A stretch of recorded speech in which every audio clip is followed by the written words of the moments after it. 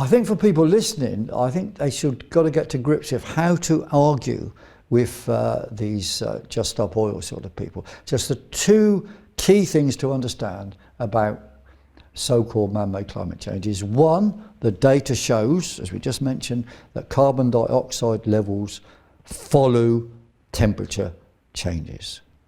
And two, if they get upset about that, I say, look, the whole theory of greenhouse as put forward by BBC doesn't work because it requires heat to be moved from a colder region in the upper atmosphere where there's more CO2 down to the surface. That is heat being moved by radiation from a cold area to a warm area. This is against all thermodynamics. It's complete nonsense.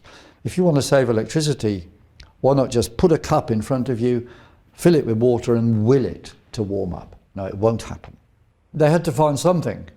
It's a convenient H object for regimentation of people, and they've worked out a way of fitting it into global control, you see, because if you control CO2, you can have people with their app and their carbon footprint, and then they can be disciplined for not doing this or that, and then you can build a whole alternative economy around alternative energy and turn it off and on.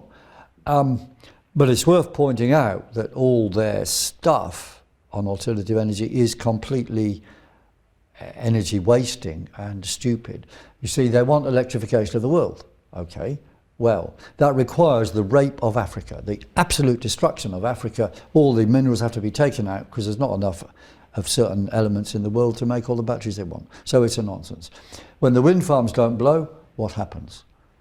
All the wind farms turning off is powered by diesel. They have diesel generators already to do it. So these green people that are calling for wind farms are actually calling for diesel power.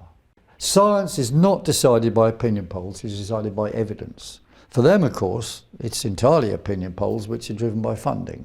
So, you know, that's the recipe for destroying science, of course. And they also need to destroy science to impose these mad ideologies, or destroy democracy to impose these fake ideologies. But yeah, the 97% is false. Actually, it's based on a survey of a few hundred scientific papers, okay? Now, actually, 97% of those papers used climate change somewhere in the headline or the abstract in order to get funding. But the papers themselves did not argue that they had any evidence that CO2 was causing temperature changes.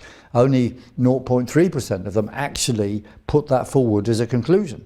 The others said nothing, just completely nothing, but they're there to collect funding. That's extraordinary. And there's a full study of that done by Dr. David Leggett's in Science and Education in 2013. And that is listed on the front page of this pamphlet, which you can download from weatheraction.com at absolutely no charge. Over the last 2 years, the focus has very much been on the negative aspects of life and society.